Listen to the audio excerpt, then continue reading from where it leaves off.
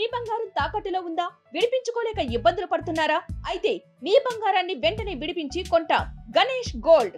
మీరు సంప్రదించాల్సిన ఫోన్ నంబర్లు 9160-266-916, 8712619507. వీడియో చూస్తున్న ప్రేక్షకులందరికీ నమస్కారం అండి. నా పేరు రమేష్ బాబు. మాది గిరిజన మూలికా వైద్యం. వంశపార్యంగా వస్తున్నటువంటి ఈ యొక్క మూలికా వైద్యాన్ని చేయడం జరుగుతుందండి. ఈ వీడియోలో పురుషులలో ఏర్పడేటటువంటి నరాల బలహీనత, మామూలుగా ఈ యొక్క నరాల బలహీనత అనేది మనకు రావడానికి కారణం ఏమంటే అధికమైనటువంటి ఒత్తిడి, మనం తీసుకునేటటువంటి ఆహారంలో బలం లేకపోవడము, నిద్ర సరిగా పోకపోవడము, అదేవిధంగా చిన్న వయసులో అంటే పెళ్ళి కాకముందుకు గతంలో చిన్న వయసులో హస్తప్రయోగం చేసుకోవడం వల్ల, అంటే ఆ వయసులో ఆ యొక్క కోరికలను కంట్రోల్ చేసుకోలేక ఓవర్గా హస్తప్రయోగం చేసుకోవడం వల్ల ఇన్ని రకాల కారణాల చేత పురుషులలో నరాల వీక్నెస్ వస్తుంది. దీనివల్ల భార్యాభర్తల మధ్య అన్యోన్యంగా ఉండలేక, ఇద్దరు సంతోషంగా ఉండలేక ఇద్దరు గొడవలు వస్తుంటాయి. కాబట్టి ఇలాంటి సమస్య ఉండేటప్పుడు మన అందుబాటులో ఉండే మూలికలలో, అడవి ప్రాంతాల్లో దొరికేటివి, మన చుట్టుపక్కల ఉండే మూలికలలో కొన్ని మూలికలు ఉన్నాయి. వాటిని ఉపయోగించుకొని మనము ఒక చక్కని వైద్యం తయారు చేసుకొని రెగ్యులర్గా వాడినట్టయితే కోర్సులాగా ఖచ్చితంగా మనకు మంచి రిజల్ట్ ఉంటుంది. కాబట్టి పురుషుల్లో ఏర్పడే శీఘ్రస్ఖలనం కానీ, అదేవిధంగా వీరకణాలు ఏమైనా తగ్గిపోయినా కానీ, అదేవిధంగా టెస్టోస్టెరాన్ హార్మోన్ తగ్గిపోయినా, ఈ విధంగా చాలామందికి షుగర్ వచ్చి కూడా ఇబ్బంది పడుతుంటారు. ఇట్లా అన్ని రకాల పురుషులలో ఏర్పడే నరాల బలహీనతకు మన అందుబాటులో ఉండే మూలికలలో పెన్నేరు దుంపలు అంటారు వీటిని. ఈ పెన్నేరు దుంపలు మనకు ఎక్కడ దొరుకుతాయి అంటే మనకు చుట్టుపక్కల ఉండేటటువంటి పొలాలలో ఉంటాయి, కొండ ప్రాంతాలలో ఉంటాయి, ఎక్కువగా ఎర్ర నీళ్ళలలో కూడా ఉంటాయి. మనకు ఈ యొక్క పెన్నేరు దుంపలు తెచ్చుకొని ముందుగా వీటిని నీళ్ళలో బాగా కడగాల. అంటే ఈ యొక్క అశ్వగంధ అని చెట్టు ఉంటుంది, అశ్వగంధ, పెన్నేరు ఈ రెండు ఒకటే జాతికే చెందినవి. కానీ ఏమంటే ఈ యొక్క అశ్వగంధ అనేది ఏమంటే దాని యొక్క రూట్స్, వేర్లు చిన్న చిన్నగా ఉంటాయి. ఈ పెన్నేరు ఏమంటే ఒక్కొక్క ప్రాంతాన్ని బట్టి చాలా లావుడికి అవుతాయి. ఇప్పుడు మామూలుగా ఇవి నార్మల్గా దీనికంటే ఇంకా లావుగా వస్తాయి గడ్డలు. కాబట్టి ప్రాంతాన్ని బట్టి గడ్డలు, వేర్ల సైజు పెరుగుతుంది. పెన్నేరు దుంపలు గడ్డలు అంటే వేర్లు, ఆ యొక్క వేరే మనం దుంపలు అంటాం. కాబట్టి ఈ యొక్క పెన్నేరు గడ్డలను మనం తెచ్చుకొని నీట్గా కడుక్కొని పచ్చివి నీడలో ఆరబెట్టుకొని వాటిని మళ్ళీ పాలలో శుద్ధి చేసుకోవాలి. పాలలో శుద్ధి అంటే పాలు తెచ్చుకొని ఆవు పాలలో పెన్నేరు గడ్డలు వేసి బాగా ఒక 2-3 సార్లు మనము ఒకసారి ఉడికించి మళ్ళీ ఆరబెట్టాలి, మళ్ళీ 2 సార్లు ఉడికించి ఆరబెట్టాలి. అంటే 3 సార్లు చేసుకోవచ్చు. ఓపిక ఉంటే 5 సార్లు కూడా చేసుకోవచ్చు. ఇట్లా చేయడం వల్ల ఏమైందంటే ఆ యొక్క దుంపకి, ఆ గడ్డకి మనకు అది శుద్ధి అయిపోయి నీట్గా ఆ గడ్డకు బలం వస్తుంది అన్నమాట.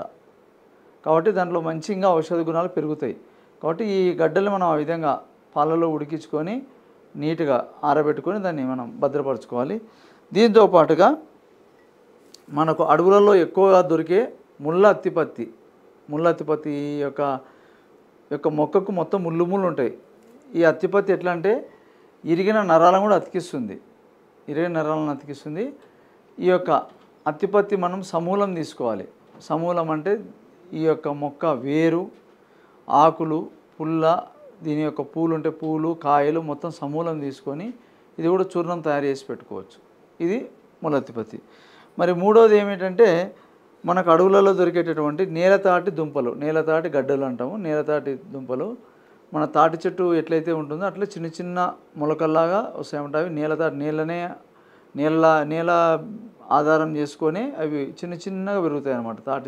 తాటి చెట్టు ఆకులట్టుంటే అట్లే చిన్నగా ఉంటాయి అన్నమాట. అవి లోపల గడ్డలు ఉంటాయి. గడ్డ అంటే వేరు పొడువుగా పోయి ఉంటుంది అనమాట. దాన్ని మనం కట్ చేసుకొని నీడలో ఆరబెట్టుకోవాలి. ఇవి కూడా మనం ఏం చేయాలంటే ఆవు పాలలో ఉడికించుకొని వాటిని బాగా ఒట్టిగా డ్రై చేసుకొని ఆరబెట్టుకొని వీటిని కూడా మనం పొడి చేసి పెట్టుకోవచ్చు. దీంతో పాటుగా మనకు పల్లేరు, అడవి పల్లేరు అంటాము. అడవి పల్లేరు, ఏను పల్లేరు, ఇదైనా పర్లేదు. మనకు ఈ యొక్క పల్లేరుని మనము తెచ్చుకొని నీట్గా నీడలో ఆరబెట్టుకోవాలా. ఇవి కడిగే మొక్క కాదు, ఇది మొత్తం చాలా జిగురు బంక ఉంటుంది. ఈ యొక్క అడవి పల్లీలు తెచ్చుకొని నీట్గా చిన్న చిన్న ముక్కలు కట్ చేసుకొని నీడలోనే ఒట్టిగా డ్రై అయిపోవాలా. దీన్ని కూడా మనం చూర్ణం చేసి పెట్టుకోవాలా. ఇప్పుడు మనం చెప్పుకున్నాం కదా, ఈ 4 మూలికలు ఏవైతే ఉన్నాయో, ఒకటి పెన్నేరు దుంప, రెండోది ముళ్ళ అత్తిపత్తి, మూడోది వచ్చేసి నీలతాటి దుంపలు, నాలుగోది వచ్చేసి మనకు ఏనుగు పల్లెర్రి. ఈ 4 వస్తువుల్ని మనము సమానంగా తీసుకొని పొడి చేసుకోవాలి. పొడి చేసుకొని వీటిని కలుపుకొని, షుగర్ ఉండే వాళ్ళైతే డైరెక్ట్ వాడుకోండి. అంటే దీంతోపాటు జాజికాయలు కూడా వేసుకోండి, కొన్ని ఒక 20 గ్రాములు జాజికాయలు కూడా కలుపుకోవాలి.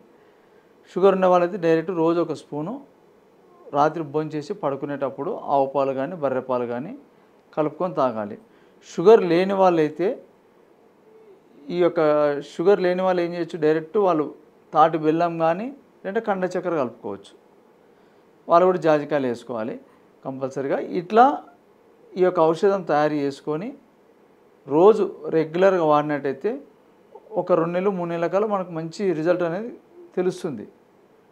కాబట్టి మనం ఏంటంటే ఈ యొక్క ఔషధం వాడేటప్పుడు కొద్దిగా నిమ్మరసం, నిమ్మకాయలు కానీ చింతపండు కానీ ఎక్కువగా తీసుకోకూడదు ఆ యొక్క కోర్స్ అయిపోయేంత వరకు.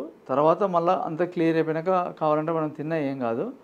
ఈ విధంగా మీరు రెగ్యులర్గా కొన్ని రోజులు కోర్సు వాడి చూడండి. ఎవరైతే ఈ సమస్యలతో బాధపడుతున్నారో వాళ్ళకు మంచి చక్కని రిజల్ట్ వస్తుంది.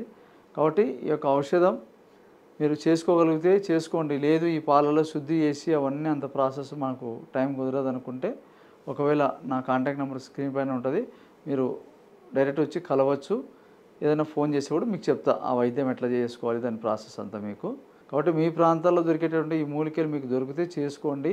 ఒకవేళ మీకు దొరికి దాని అవసరం మీకు ఉండకపోయినా ఎవరికైనా మీ వాళ్ళకి అవసరం ఉంటే కూడా చేసి వాళ్ళకు అందజేయండి. కాబట్టి ఈ యొక్క వైద్యం మీకు నచ్చినట్టయితే మీ యొక్క కామెంట్ తెలియజేస్తారని కోరుకుంటాను. మీకు అందరికీ నమస్కారం.